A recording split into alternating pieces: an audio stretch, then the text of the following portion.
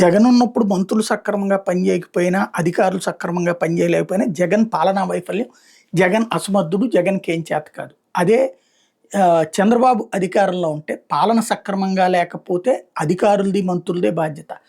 అలాగే అధికారులు సక్రమంగా పనిచేయకపోయినా కూడా వాళ్ళదే బాధ్యత. వాళ్ళ యొక్క నిర్లక్ష్య అహంకారపూరిత ఈ వార్తలు దశాబ్దాల తరబడి నడుస్తున్నటువంటిది. ఆంధ్రప్రదేశ్‌లో ఏదైతే మీడియా అనేటటువంటిది ఒక గ్రిప్‌లో నడుస్తున్నటువంటి వేళ వ్యవహరిస్తున్నటువంటి తీరు. తాజాగా ఏది జవాబుదారీతనమని ఒక పెద్ద స్టోరీని రాసుకొచ్చింది ఈనాడు.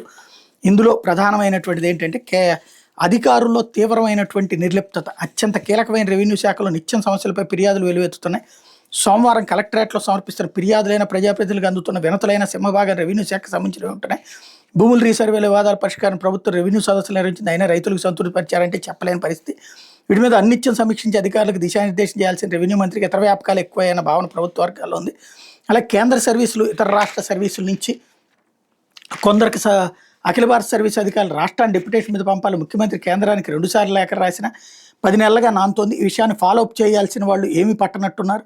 అట్లాగే వైసీపీ హయాంలో సహకార సంఘాలు భారీగా అవినీతి జరిగిందని ఆరోపణ. వీటి మీద విచారించి బాధ్యుల మీద చర్యలు తీసుకోవాలని దాఖలాలు లేవు.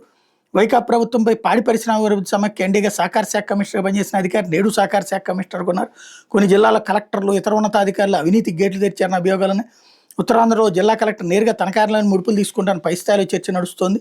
ఇకపోతే మంత్రులేమో తీసికట్టు, ఇట్లా ఓవరాల్గా అసలు మొత్తం ఫెయిల్యూర్ అని వీళ్ళే చెప్తున్నారు. అయితే ఈ ఫెయిల్యూర్లో చంద్రబాబు గారికి ఏం సంబంధం లేదు.